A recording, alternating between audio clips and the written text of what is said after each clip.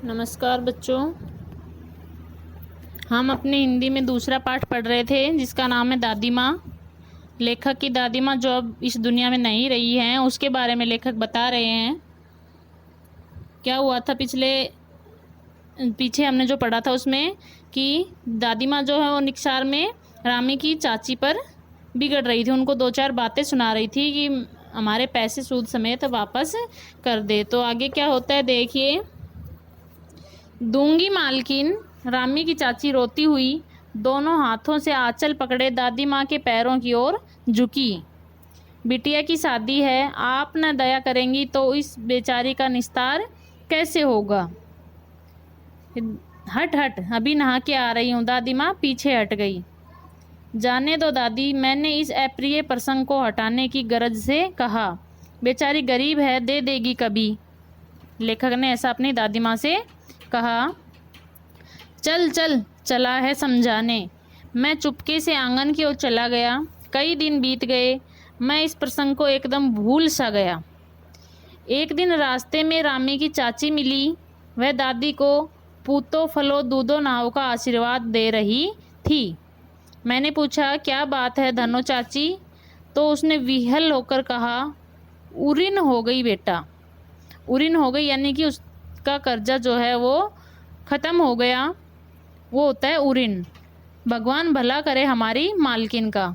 कल ही आई थी, पीछे का सभी रुपया छोड़ दिया, ऊपर से 10 रुपये का नोट देकर बोली, देखना धन्नो, जैसी तेरी बेटी वैसी मेरी। 10-5 के लिए हंसाई ना हो। देवता है बेटा, देवता।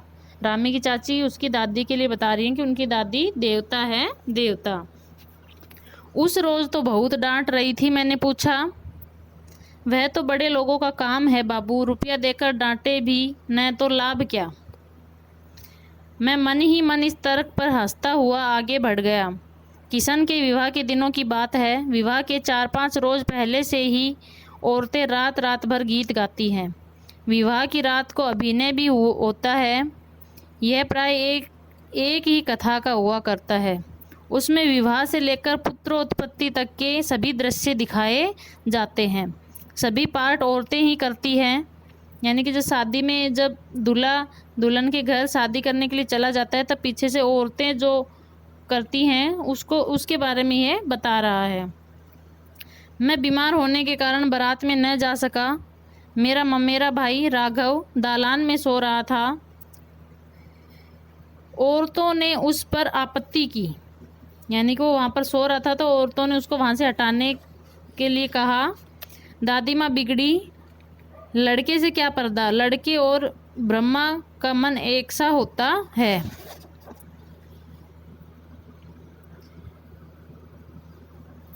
मुझे भी पास के एक चारपाई पर चादर उड़ाकर दादी माँ ने चुपके से सुला दिया था। बड़ी हंसी आ रही थी। सोचा कहीं जोर से हंस दूं, भेद खुल जाए तो निकाल बाहर किया जाऊंगा। पर भाभी की बात पर हंसी रुक न सकी और भंडाफोड़ हो गया। देबू की माँ ने चादर खींच ली। कहो दादी, ये कौन बच्चा सोया है? बेचारा रोता है शायद, दूध तो पिला दूं? हाथापाई शुरू हुई। यानी कि लेखक वहाँ सोए हुए थे तो दादी माँ को कहने लगे कि ये बच्चा सो रहा है यहाँ पे। दादी माँ बिगड़ी, लड़के से क्यों लगती है? सुबह रास्ते में देबू की माँ मिली। कल वाला बच्चा भाभी, इस प्रकार से कहकर उसको चिढ़ाने लगी। मैं वहाँ से ज़ोर से भागा और दादी माँ के पास जा खड़ा हुआ। वस्तुतः किसी प्रकार का अपराध हो जाने पर जब हम दादी माँ की छाया में खड़े हो जाते, अभयदान मिल जाता। यानी कि बचपन में जब कोई गलती वगैरह हो जाती है और किसी से डांट पड़ती है तो दादी माँ के पास सभी भाग कर जाते हैं कि दादी माँ के पास जाएंगे तो डांट नहीं पड़ेगी, हम बच जाएंगे। अभयदान मिलना यानी कि अब उसको किसी चीज़ का डर नहीं है। स्नेह और ममता की मूर्ति दादी माँ की एक एक बात आज कैसी कैसी मालूम होती है। परिस्थितियों का वात्याचक्र जीवन को सूखे पत्ते सा कैसा नचाता है, इसे दादी माँ खूब जानती थी। दादा की मृत्यु के बाद से ही वे बहुत उदास रहती। संसार उन्हें धोखे की टट्टी मालूम होता। दादा ने उन्हें स्वयं जो धोखा दिया, वे सदा उन्हें आगे भेजकर अपने पीछे जाने की झूठी बात कहा करते थे। दादा की मृत्यु के बाद कुकुरमुत्ते की तरह बढ़ने वाले मुंह में राम बगल में छुरी वाले दोस्तों की शुभ चिंता ने स्थिति और भी डांवाडोल कर दी। दादा के श्राद्ध में दादी माँ के मना करने पर भी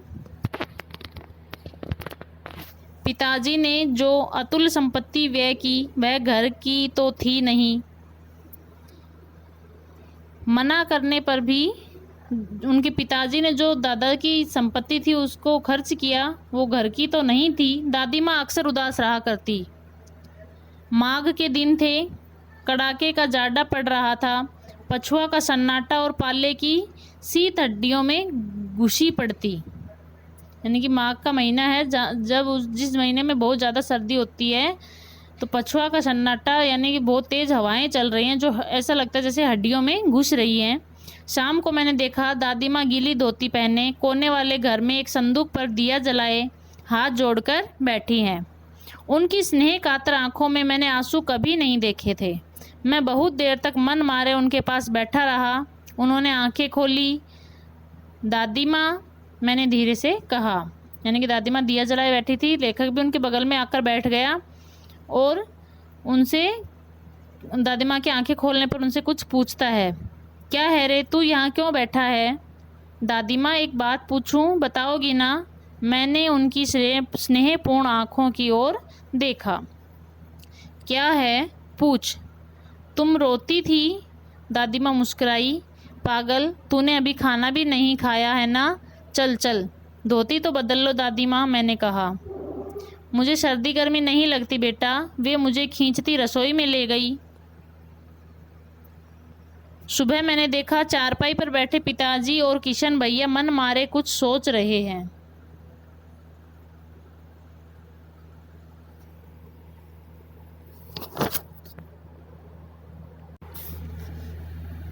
दूसरा चारा ही क्या है, बाबू बोले। रुपया कोई देता नहीं, कितने के तो अभी पिछले भी बाकी हैं। वे रोने रोने से हो गए। रोता क्यों है रे, दादी माँ ने उनका माथा सहलाते हुए कहा। मैं तो अभी हूँ ही। उन्होंने संदूक खोलकर एक चमकती सी चीज़ निकाली। तेरे दादा ने यह कंगन मुझे इसी दिन के लिए पहनाया था। उनका गला भर आया। मैंने इसे पहना नहीं, इसे सहेज कर रखती आई हूँ। यह उनके वंश की निशानी है, उन्होंने आंसू पोंछकर कहा। पुराने लोग आगा पीछा सब सोच लेते थे बेटा। सचमुच मुझे दादी माँ साप भ्रष्ट देवी सी लगी। धुंधली छाया विलीन हो गई। मैंने देखा दिन काफ़ी चढ़ आया है। पास के लंबे खजूर के पेड़ से उड़कर एक कौवा अपनी घिनौनी काली पांखें फैलाकर मेरी खिड़की पर बैठ गया। हाथ में अब भी किशन भैया का पत्र कांप रहा है। काली चींटियों सी कतारें धूमिल हो रही हैं। आंखों पर विश्वास नहीं होता, पर मन बार बार अपने से ही पूछ बैठता है, क्या सचमुच दादी माँ नहीं रही? धन्यवाद बच्चों। मैं आशा करती हूँ कि आपको पाठ समझ में आ गया होगा। लेखक जो है वो उनके पास पत्र आया है उनके भैया का, शायद उनकी दादी के एक्सपायर होने के बाद, तब वो अपनी दादी माँ के साथ बिताए हुए पलों को कैसे याद करता है वो इस पाठ के अंदर बताया गया है।